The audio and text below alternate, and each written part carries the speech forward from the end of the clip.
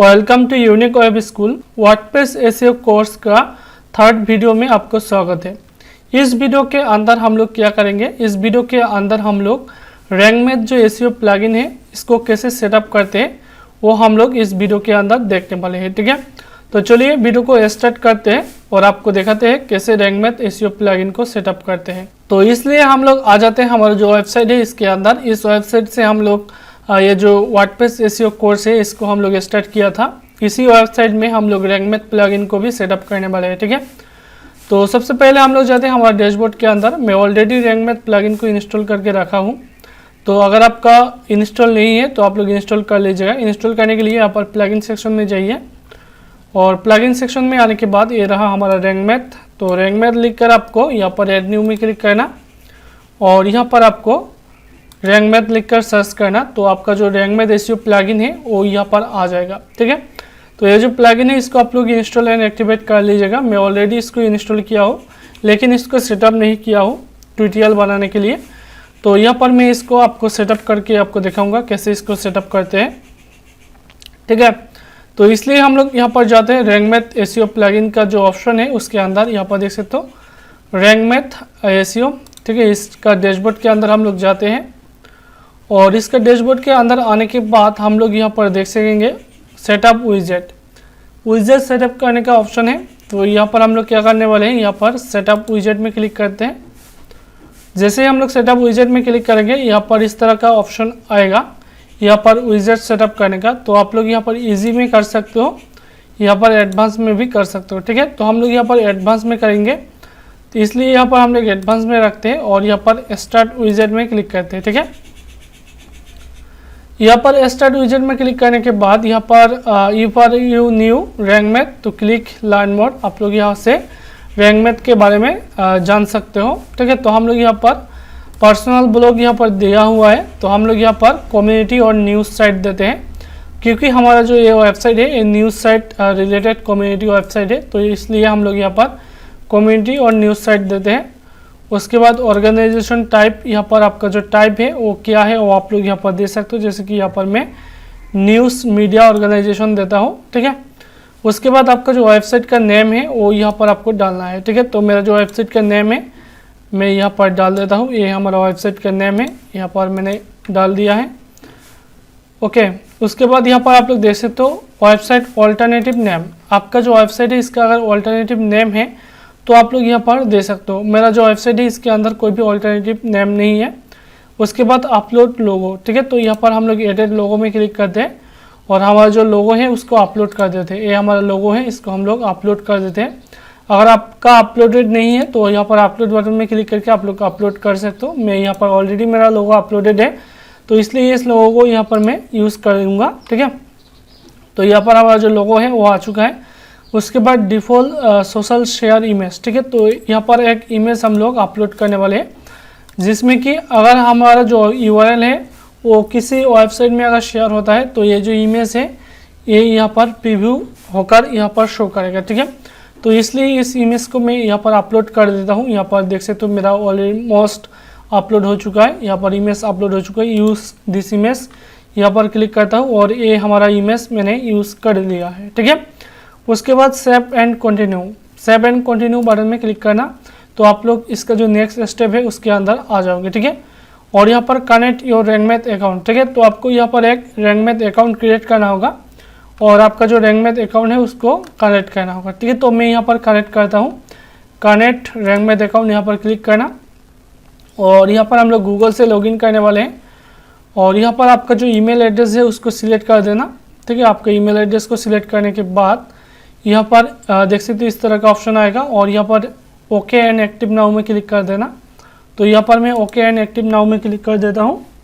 ठीक है, तो आपको भी यहाँ पर ओके एंड एक्टिव में क्लिक कर देना, तो आपका अकाउंट क्रिएट हो जाएगा। फिर से यहाँ पर आपका ईमेल को सिलेक्ट करके ऑल सिलेक्ट करना है ताकि सारा परमिशन यहाँ पर ले और यहाँ पर कंटिन्यू बटन में क्लिक कर देना। ठीक है, तो आपका जो ईमेल है उसका कुछ परमिशन यहाँ पर ले लिया है। ठीक है, उसके बाद यहाँ पर देख सकते हो सर्च कंसोल कनेक्ट करने का ऑप्शन है। यहाँ पर देख सकते हो डिस्कनेक्ट, यहाँ पर आपका कोई भी सर्च कंसोल नहीं है हमारा इस ईमेल के अंदर, तो हम लोग सर्च कंसोल को कनेक्ट करेंगे दूसरा ईमेल से। ठीक है, एक्शंस वगैरह कनेक्ट कर सकते हो और यहाँ पर सेव एंड कंटिन्यू में क्लिक करूँगा क्योंकि हम लोग अभी तक हमारा जो वेबसाइट है उसको सर्च कंसोल के अंदर सबमिट नहीं किया है, ठीक है।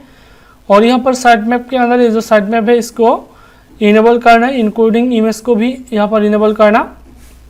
और यहाँ पर पब्लिक पोस्ट टाइप यहाँ पर देख सकते हो पोस्ट पेज, ठीक है। तो हम लोग यहाँ पर लैंडिंग पेज और यहाँ पर इस पेज को हम लोग नहीं देने वाले, हम लोग जस्ट पोस्ट एंड पेज को यहाँ पर इंडेक्स करने वाले हैं साइट वेब के अंदर। और यहाँ पर कैटेगरी, उसके बाद सेव एंड कंटिन्यू बटन में क्लिक करना है, ठीक है।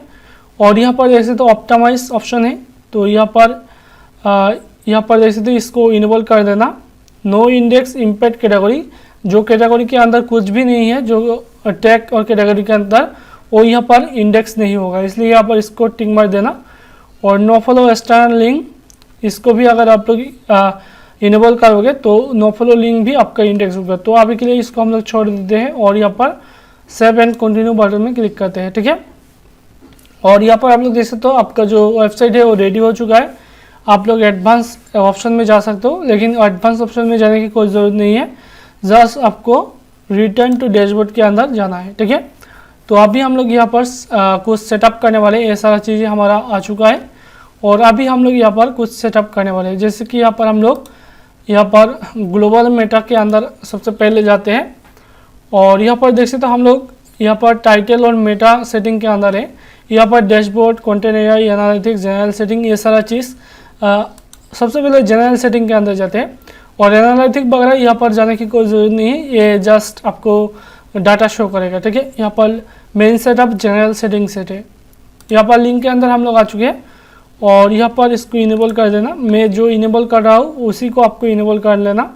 और यहाँ पर रीडायरेक्ट ऑप्शन है और यहाँ पर नो फॉलो एक्सटर्नल लिंक है, इसको इनेबल कर देना। और यहाँ इसको डिसेबल कर देना, इसको इनेबल करने की ज़रूरत नहीं है। नो फॉलो इमेज फाइल, इसको भी इनेबल करने की ज़रूरत नहीं है, जस्ट सेव एंड कंटिन्यू में क्लिक करना, ठीक है। उसके बाद यहाँ पर इसमें जाना है, इसको इनेबल करने की ज़रूरत नहीं है। वेब मास्टर टूल के अंदर आपका वेब मास्टर का कोड वगैरह यहाँ पर देने का ऑप्शन है। तो हम लोग अदर सेटिंग के अंदर जाते हैं, अदर सेटिंग के अंदर यहाँ पर भी कुछ भी करने की ज़रूरत नहीं है।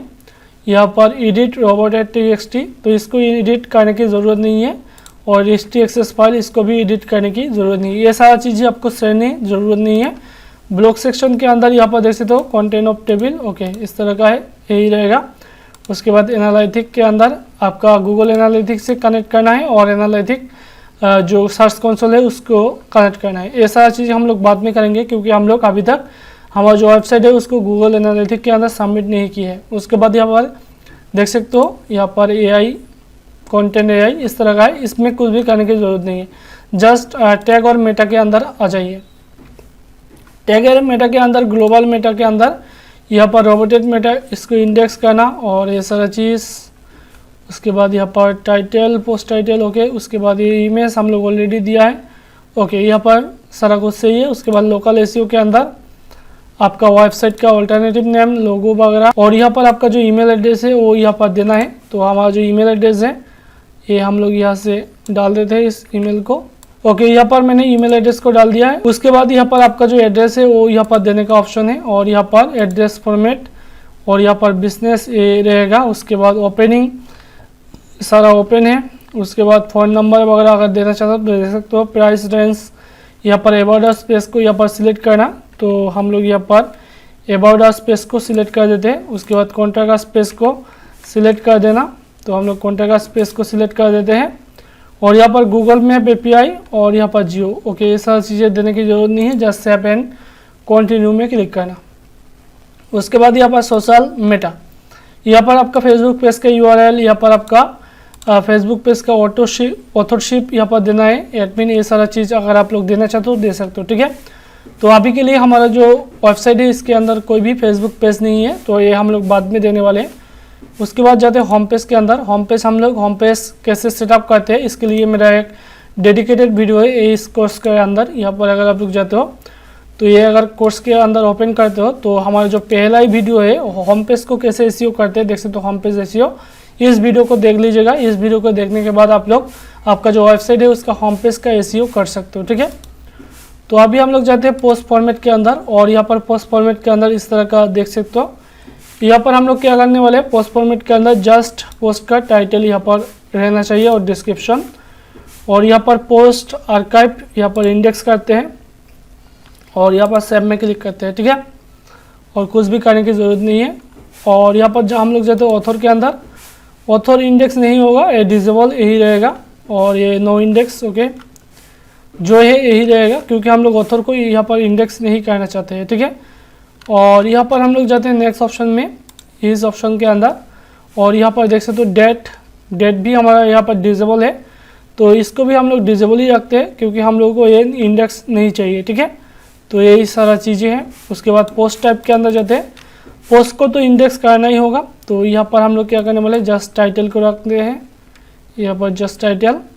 उसके बाद यहाँ पर ये रहेगा ये आर्टिकल, ठीक है, ये आर्टिकल होगा।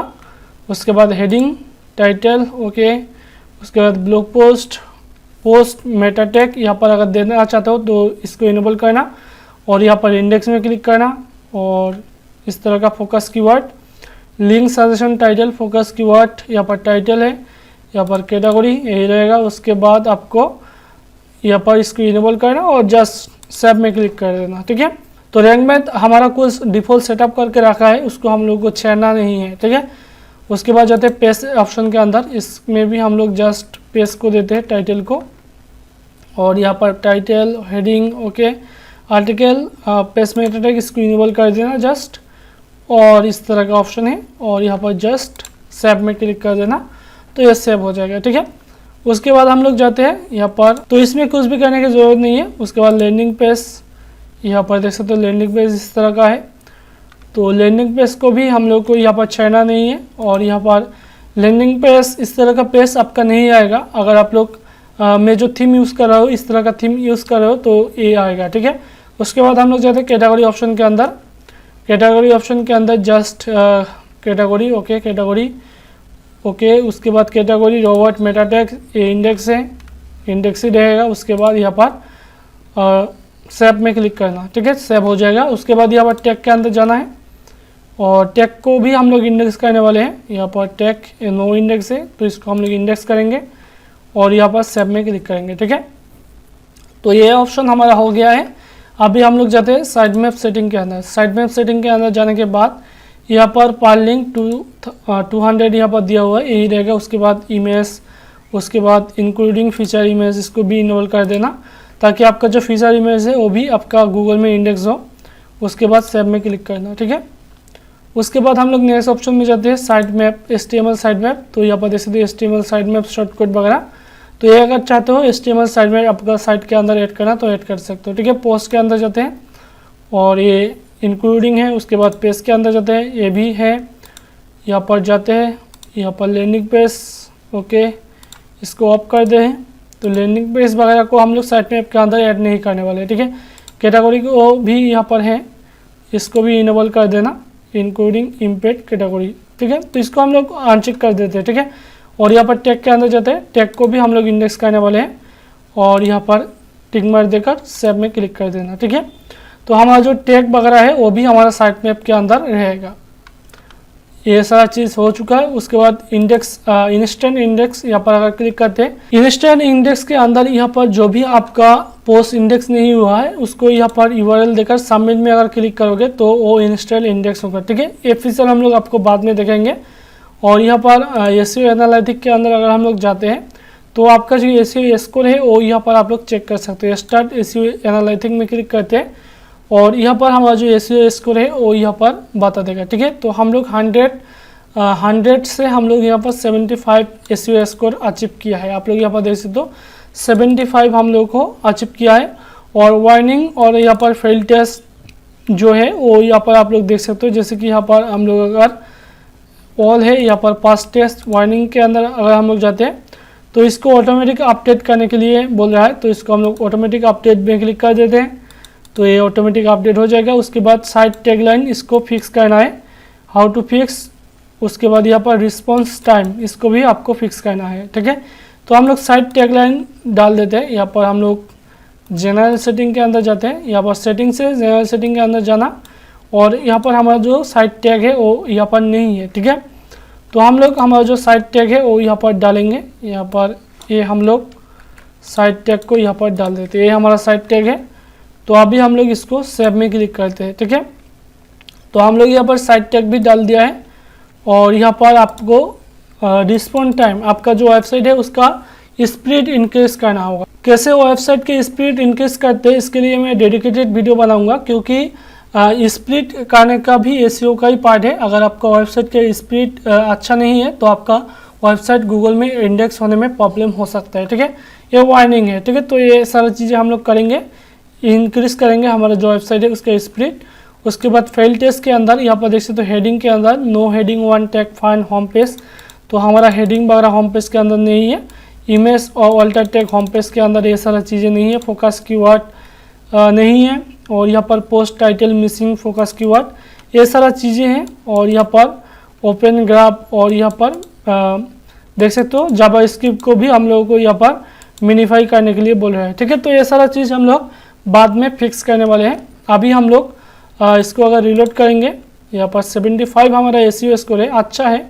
तो अगर आप लोग स्टार्ट करोगे तो हम लोग कुछ यहाँ पर सेटअप किया है, आई थिंक हमारा जो एसईओ स्कोर है वो थोड़ा सा और इंक्रीज होगा।